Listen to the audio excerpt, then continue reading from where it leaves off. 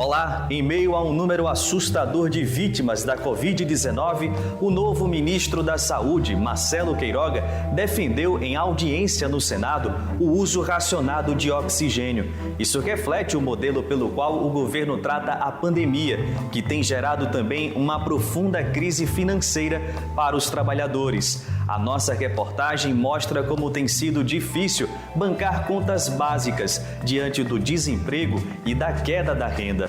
Na entrevista central, o jornalista e analista político Franklin Martins comenta a reforma ministerial do governo Bolsonaro. Continue aqui com a gente. Eu sou Afonso Bezerra e o Central do Brasil está no ar. Central do Brasil. O presidente Jair Bolsonaro nunca escondeu que a pauta antiambientalista era uma das prioridades dele em Brasília. Agora, esse projeto ficou mais nítido. A pasta de Meio Ambiente terá, em 2021, o menor orçamento da história. Estela Miranda, integrante do movimento Aldeias pelo Clima, analisa as consequências dessa redução drástica de recursos. Embarque imediato. Eu acho importante traçar um paralelo entre o corte no orçamento do sistema de saúde e o corte na área ambiental. Acho que depois do ano de 2020 se esperava um investimento maior, na área da saúde para estrutura de hospitais, compra de leitos de UTI, compra de oxigênio, mas aconteceu justamente o contrário. E na área ambiental também. Acho que se esperava um investimento, sim, para prevenir as queimadas na magnitude das de 2020, Mas nós estamos nos deparando com um corte. Pela primeira vez desde os anos 2000, nós não estamos lidando com um orçamento de 2,9 bilhões, mas sim de 1,72 bilhão. Além da redução de 27,4% na área de fiscalização ambiental e combate de incêndios. Por que essas áreas são tão importantes? Porque assim o IBAMA não pode contratar novos fiscais. E esses fiscais não podem fiscalizar as irregularidades ambientais e aplicar embargos. Assim, tornando mais propício o ambiente da Amazônia e do Pantanal para queimadas, para que esses crimes aconteçam. Estudantes de todo o Brasil estão mobilizados com atos virtuais em defesa da vida, vacina, pão e educação.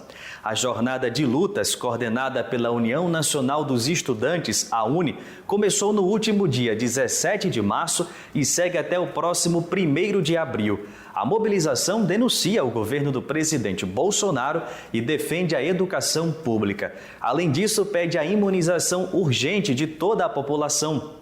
Sem vacina e sem auxílio emergencial, a crise econômica e social tem se aprofundado cada vez mais. Nayata Wani nos mostra como tem sido difícil para os mais pobres bancar contas básicas para sobreviver em meio ao desemprego e à queda de renda. Trilhos do Brasil. Durante o período da pandemia, tiveram alguns meses onde nós sofremos redução de salário. Então, foi uma situação bem preocupante, porque o seu salário reduz, mas todas as contas continuam iguais ou maiores. Então, foi um período de muita preocupação que eu passei. O depoimento da Stephanie Chanini, que é analista de recursos humanos em São Paulo, se soma aos milhões de brasileiros que sofrem com a incerteza econômica em meio à pandemia.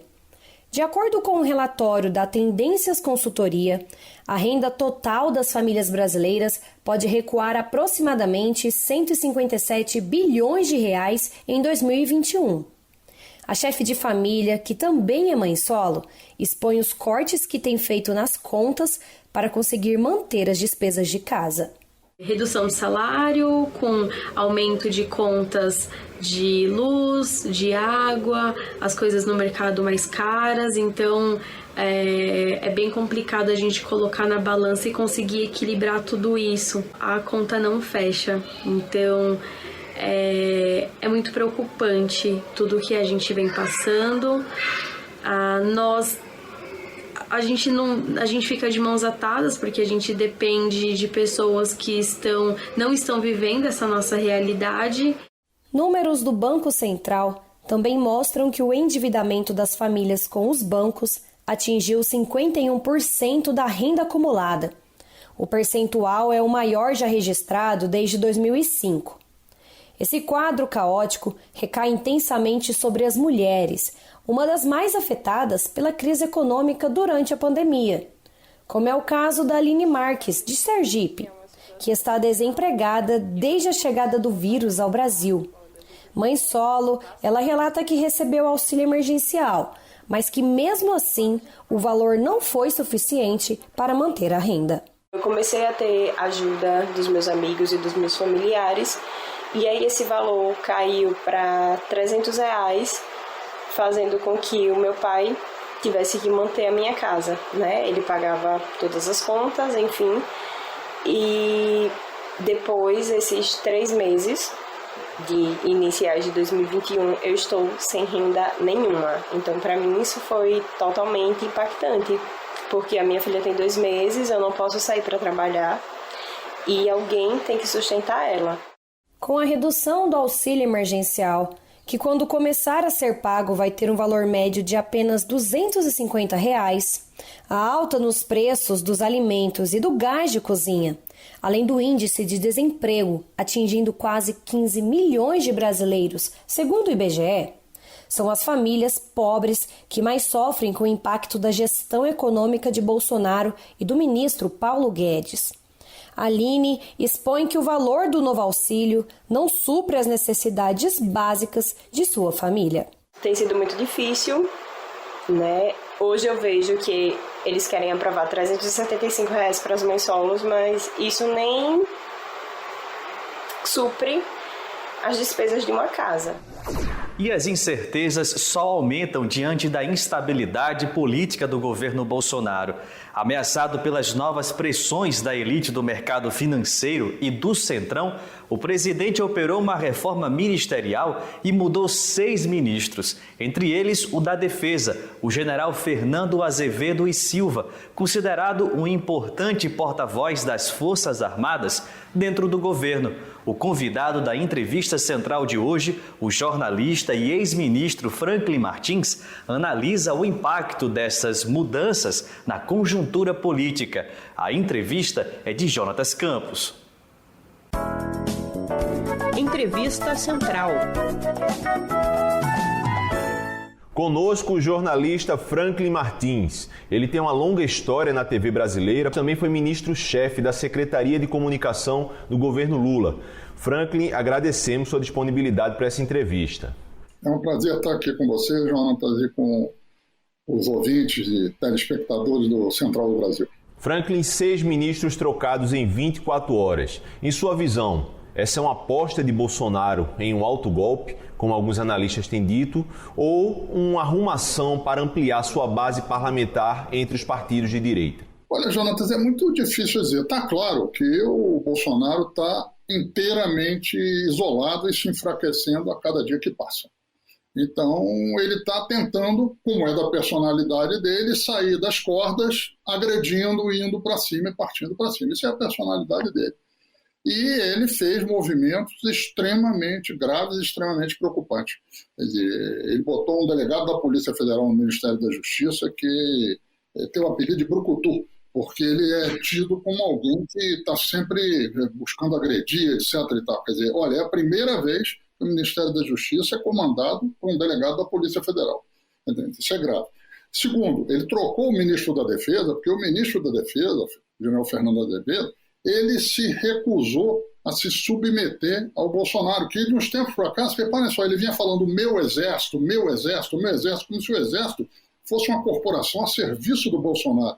E eu acho que a carta de saída, de demissão do general Fernando, deixa claro o seguinte, quer dizer, ele diz lá, é uma carta curtinha, comedida e certeira. Ele diz lá numa linha o seguinte: eu procurei aqui, enquanto estava no Ministério da Defesa, preservar as Forças Armadas enquanto uma instituição de Estado, ou seja, nós não somos algo a serviço do presidente que está no cargo para fazer a política dele, nós somos algo de Estado. Franklin e o Ernesto Araújo Caiu, chanceler de Bolsonaro. O senhor imagina que haverá alguma melhora na política internacional ou o Bolsonaro vai continuar nessa aposta de uma linha de extrema direita que vem sendo a linha internacional do governo desde sua posse? O Ernesto Araújo era um desastre como ministro das Relações Exteriores. Entende? Um país que já teve ministro das Relações Exteriores, quer dizer, da envergadura, não vou nem falar lá do Barão do Rio Branco, mas do Celso Amorim, de outras personalidades mais recentes, etc. Ter alguém como Ernesto Araújo é de um ridículo monumental. Eu não acredito que o novo ministro vá conseguir ser pior do que o Ernesto Araújo, mas também não sei se vai conseguir ser melhor, porque ele é ministro de um sujeito chamado Jair Messias Bolsonaro, que não tem noção de país, que não tem percepção da grandeza do país e que vê o Brasil como um quintal dos Estados Unidos. E hoje em dia está numa situação até pior, porque ele que vê o Brasil como um quintal dos Estados Unidos, ele é visto como um pária pelo governo americano que entrou. Então o Brasil desbilíngue na questão internacional. E é só a gente voltar 7, 8 anos atrás, o Brasil era visto como um grande protagonista internacional, fundador do BRICS, fundador da Unasul, com uma grande atuação na África, respeitado no mundo, parte do G20. Lula foi visto como uma grande liderança naquele momento. E tudo isso nós perdemos. Mas por que era assim? Porque nós nos víamos enquanto um país importante. E não era só o Lula que via, ou a Dilma que via. O povo brasileiro se via por parte de um país importante. O bolsonarismo aproveitou o surto do PM da Bahia agora no domingo. O soldado Wesley Soares, infelizmente, morreu. Mas o bolsonarismo aproveitou esse surto para insuflar as tropas das PMs contra os governos estaduais. Por coincidência, inclusive, é a segunda vez que fazem isso e um segundo governo do PT, de um governador do PT. Primeiro foi no Ceará e agora na Bahia. Qual o objetivo, em sua ótica, dessa luta contra os governadores e mais especificamente contra os governadores do PT? Um soldado tem problemas psicológicos, mas também insuflado por um discurso de que eles podem tudo, que a polícia pode tudo e que o povo não é importante. Então ele vai armado, fuzil, com armas de guerra letais, dispara e acaba, quando chega aos efetivos da PM, que tentam dialogar com ele, ele dispara contra eles e acaba sendo morto, entende? Porque os soldados se defenderam. Então é uma gravidade aí. Os bolsonaristas saem dizendo que ele estava ali defendendo os trabalhadores, o povo que era contra o lockdown. Então, viu como que chegou o negócio? Quer dizer, está claro, nós estamos meio a uma pandemia gravíssima. A solução para a pandemia é a vacina. Sempre foi a vacina, só o doido do Bolsonaro não entendia isso e foi formando uma tropa ao lado dele que não entendia isso e a adesão à vacina foi caindo no país. Enquanto não tem a vacina, tem que ter isolamento. E para ter isolamento, precisa ter auxílio emergencial, porque muitas pessoas não conseguem sobreviver. Isso é rasgar a Constituição. Os governadores é que têm que cuidar dos seus estados. Nós somos uma federação. Nós não somos um estado onde o governador, entende, é alguém simplesmente que o presidente da República aperta o botão e ele faz alguma coisa. Não, ele foi eleito. A população votou, escolheu, fez opções, entende? Porque nós somos uma federação, ou seja, isso é um concerto de estados, entende? E não é estado sendo capaz de Brasília. Vamos falar de cultura agora? A dica do Parada Cultural de hoje vem do Ceará. Ícaro Souza, coordenador do Núcleo Educativo do Museu da Cultura Cearense, recomenda uma exposição que retrata o universo dos vaqueiros. Vamos conferir. Parada Cultural. Vaqueiros é a exposição de longa duração do Museu da Cultura Cearense, museu etnográfico localizado no Centro Dragão do Mar de Arte e Cultura, uma exposição com mais de 20 anos de existência, uma visitação expressiva, que passou por um processo de reforma, restauro, modernização recentemente e está pronta para ser reaberta ao público logo que as condições sanitárias relacionadas à pandemia permitirem. Enquanto isso, vamos desenvolvendo uma série de atividades para ativar esse retorno da exposição ao público. Ações educativas, ações de acessibilidade, a virtualização da exposição. Excelente dica! Assim que a pandemia passar, vale uma visita com certeza. Enquanto isso, vamos manter o distanciamento social, o uso de máscaras e do álcool em gel.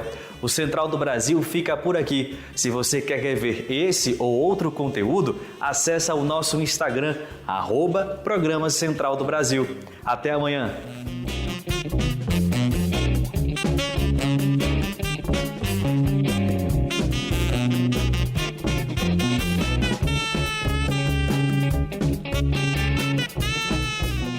Central do Brasil, a rede de comunicação dos movimentos populares.